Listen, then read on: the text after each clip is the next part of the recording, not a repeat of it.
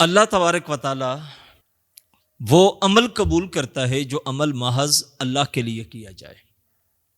اگر عمل بہت بڑا بھی کیا لیکن وہ اللہ کے لیے نہیں تھا، اس میں اخلاص نہیں ہے، تو یاد رکھیے گا جتنا مرضی بڑا عمل ہو لیکن اللہ اس عمل کو قبول نہیں کرتا۔ حضرت عبداللہ بن مبارک رحمۃ اللہ تعالی علیہ فرماتے ہیں کہ میں نے کعبۃ اللہ کا طواف کیا اور خانہ کعبہ کے سامنے مطاف میں آرام کے لیے لیٹ گیا تو میں نے خواب میں دیکھا کہ دو فرشتے آسمان سے اترے ہیں۔ تو وہ ایک دوسرے سے پوچھتا ہے کہ اس سال کتنے لوگ آئے ہیں حج کو؟ اس نے کہا 6 لاکھ لوگوں نے حج کیا ہے۔ تو اس نے پھر سوال کیا کہ ان 6 لاکھ میں سے اللہ نے کتنوں کا حج قبول کیا ہے؟ تو دوسرا فرشتہ جواب دیتا ہے کہ 6 لاکھ میں سے اللہ نے کسی کا حج قبول نہیں کیا۔ تو پہلے نے پھر سوال کیا کہ اچھا پھر کس کا حج قبول ہوا؟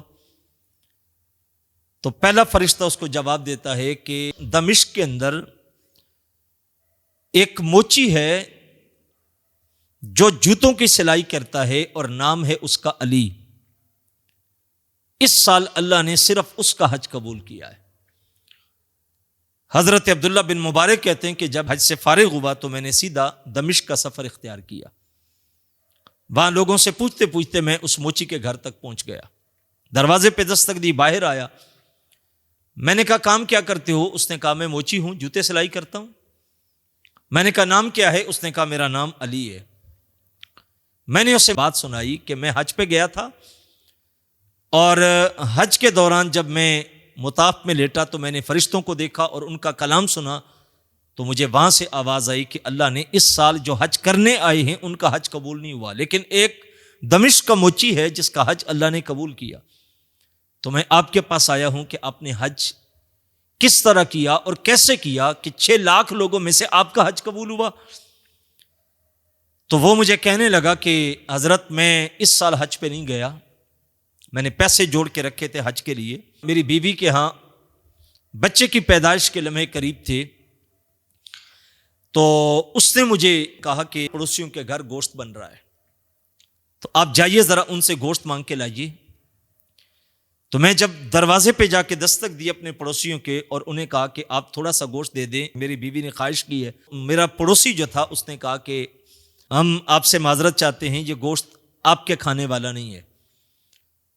تو میں نے اس سے کہا کہ یہ کس طرح کا گوشت ہے کہ آپ کھا سکتے ہیں ہم نہیں کھا سکتے؟ اس نے بات کو ٹالنا چاہا لیکن میں نے پھر ضد کی اور کہا چلو نہ دو لیکن بتا تو دو۔ تو میرا بوڑھا پڑوسی نظریں جھکا کے کہنے لگا کہ آج 3 دن ہو گئے ہیں گھر میں فاقے تھے، کھانے کو کچھ نہیں تھا، اور جب زندگی کی سانسیں ٹوٹنے لگیں اور گھر والے نڈھال ہو گئے بھوک سے، تو مرا ہوا گدھا کسی نے پھینکا اور میں نے اندھیرے میں جا کے اس کا گوشت کاٹا، اور آج ہم وہ بنا رہے ہیں۔ چونکہ ہمیں زندگی بچانے کے لیے شریعت نے اتنی اجازت دی ہے، لیکن آپ کے لیے یہ گوشت حلال نہیں ہے۔ بات سن کے پڑوسی کی میرے قدموں کے نیچے سے زمین سرکنے لگی اور میں سوچ میں پڑ گیا کہ میں تو حج کے لیے جانا چاہ رہا ہوں، لیکن میرے پڑوس میں غربت اور فاقوں کی یہ حالت ہے، اس حد تک غربت پہنچ گئی۔ تو میں نے چپکے سے آ کے گھر میں جو 30,000 روپیہ جمع کر کے رکھا تھا حج کے لیے، وہ جا کے اس پڑوسی کے گھر دے دیا کہ آپ اپنے بچوں کا خرچ چلائیں، اللہ مجھے پھر دے گا تو میں پھر حج کروں گا۔ عبداللہ بن مبارک فرماتے ہیں جو اللہ کے گھر میں پہنچے تھے، جنہوں نے طواف کیا، جنہوں نے چکر کاٹے، جنہوں نے لبیک کی صدائیں دیں، اللہ نے ان کا حج قبول نہیں کیا، لیکن جس نے اللہ کی رضا کے لیے چپکے سے حج کے پیسے وقف کیے تھے، اللہ نے اس کا حج قبول کر لیا۔ وہاں عمل کا حجم نہیں دیکھا جاتا، نیتوں پہ اعمال کی قبولیت ہوتی ہے۔ ہم بھی زندگی میں اگر عمل کی طرف آئیں تو ہمیں چاہیے کہ ہم اپنے عمل کے اندر خلوص پیدا کریں، للہیت پیدا کریں۔